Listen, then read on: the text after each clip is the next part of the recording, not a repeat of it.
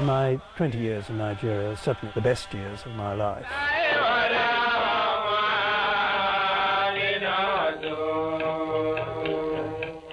And nothing I've done since has ever equalled that.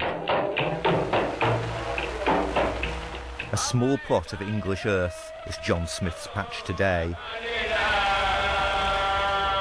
At age 23, he cultivated 1,000 square miles of the British Empire. Occasionally, the sort of enormity of it hit me, particularly when I was riding away in the morning with an escort of 30 or 40 horsemen. I felt, yes, this was what it was like when a baron set off to see his king or something.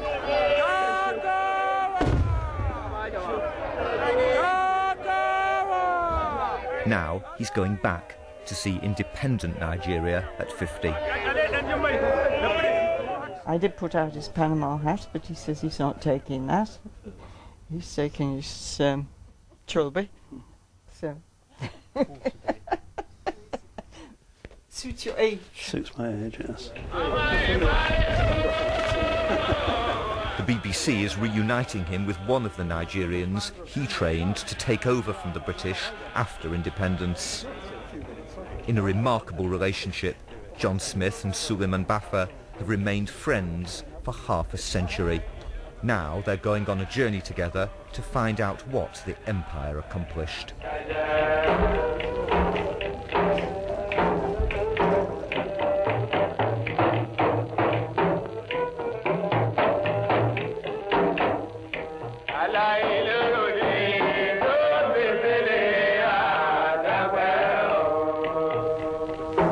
How far has the African progressed? Before they came in contact with the Europeans, most of the West African tribes had made less progress in the arts of civilization than almost any other people that has lived for any length of time on this planet. Even the BBC had its prejudices in 1958. But it admitted that in northern Nigeria there was certainly civilization, a set of old, well-organised Muslim states. Although an international polo player who has travelled widely, the Emir speaks no English. He greets his British officials in Hausa. British authority over the ruling emirs had been established back in 1903, more to keep out the French than to acquire any natural resources. But colonial officers learnt the emir's language and let them run most of their internal affairs, with a little polite guidance. Do we still get camel caravans coming in or not? Yes, there's a lot coming from Nigeria. Right. Britain created Nigeria, but ruled the south, economically more profitable, but also better educated and more restive, with a heavier hand. In the vast but quieter north, where John was among just a handful of colonial officers, indirect rule was a better option. The British in my time were as civil as anybody could be.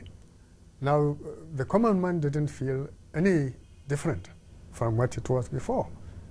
So the British were really not so much visible, if I may call it visible. I cannot remember before I met him, how many British people I had met in my life at that time.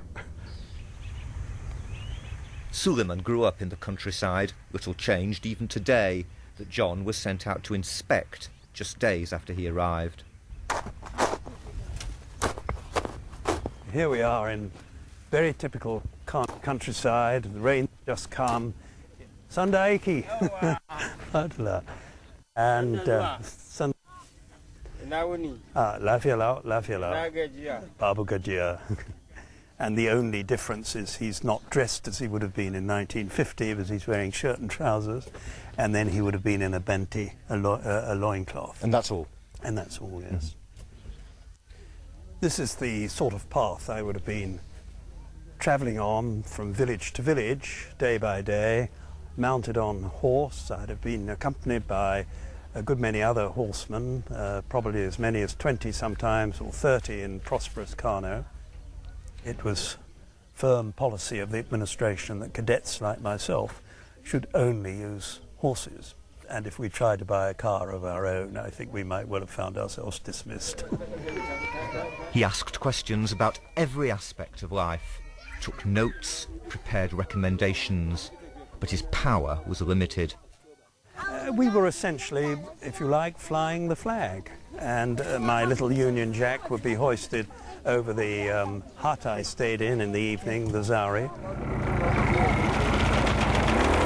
The canvas bath would have been somewhere there, and people would have brought water for my bath, and my cook steward would have heated the water in a kerosene tin. It was an exciting life, but far removed from that of the district officer of popular imagination. No cocktails at sunset for plain Mr. Smith. I used to be able to afford a bottle of whiskey a month, and I span it out for as long as I could. A soda siphon? No. I had one, but I never took it on tour. Some of the last colonial servants, like him, were of a new breed. John was educated at a state, not a private school, and he knew that his role was to decolonise, to prepare villagers in the remotest of places to become citizens of a new state. But as night fell, to the uncertain light of a Tilly lamp, they could relax. And I get out my old windy gramophone and play a few records, some for myself. I used to alternate between what I had in the way of music and what they enjoyed. So they might have Eine Kleine Nacht music, and then followed by the Laughing Policeman, which was always very eclectic, isn't it? Yes. He's too kind for a policeman, he's never known to frown, and everybody says he is the happiest man in town.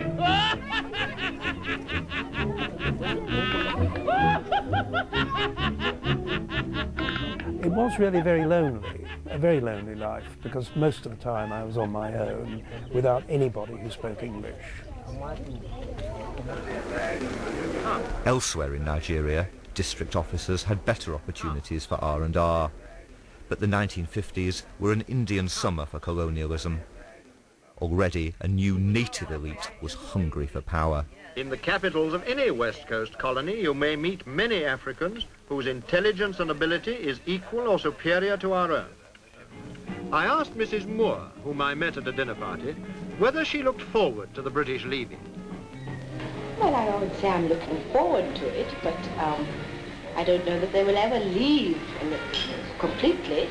We shall be employing the British, whereas before the British employed us.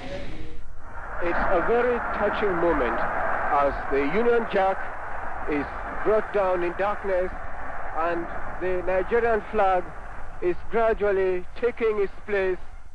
On the 1st of October 1960, independence finally dawned for the largest and potentially richest of all Britain's former African possessions. Just like we left it. And with the new Department of Public Administration.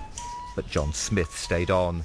His mission now, to help Nigerians build their own civil service. Of course, the trees have grown so much. They've got old, some of them are distant. Yeah. His raw material was men like Suleiman Baffa, a former primary school head whose potential he spotted on a soccer pitch. Suleiman was captaining the local team when John visited his town to organise an election. We thought we'd challenge Hadejia to a game of football, and we didn't think we'd be up against very much, but they turned out to be the sort of Manchester United of Nigeria of the time. They were beautifully turned out. That's what impressed me. They all had the same shirts and shorts and socks and boots and things, and we were very scruffy, and they beat us hollow. Surely. That chance threw us together for the rest of our lives. Suleiman went on to enjoy a high-flying career in administration and banking. Yes, I do remember our classroom was there. His last job was running the Nigerian Mint. I never thought there was any record existing, yes. especially in also in the film. inspiring confidence in my students was one of my main objectives. John captured it all on his first cine camera. And they were worked hard. And I tried to make it fun. You're proud of that? Yes, but I tried to make it fun. I think we all worked pretty hard. Scrabble was one essential skill. So too was driving, with John sitting nervously in the passenger seat. Suleiman hasn't seen this before. The first time you have to do it, it's really very frightening and very scary. And so the first time you put the gear on and you push on the throttle, the car, for many of us, or most of us, you will find in fact the car just jumps. And because you fear that you might really annoy even the car to knock you out. Here in the centre, we have the district head's house. But in role-play sessions at John's College, filmed by the BBC in 1958, the most important lesson was in integrity. Public servants should seek no personal advantage for themselves or for anyone else. Mr. Chairman, as a member of this committee, and since my brother has the necessary qualifications, I feel he should be appointed as one of the central inspectors. Oh, I'm sorry, Mr. Agbanla, this is not an appointment committee. Health committee. This was one of John's colleagues. I must interrupt there. If your member is becoming very awkward like that, you must draw his attention to standing orders, which are the rules of debate. Whatever we learned it in the tradition of the British officers.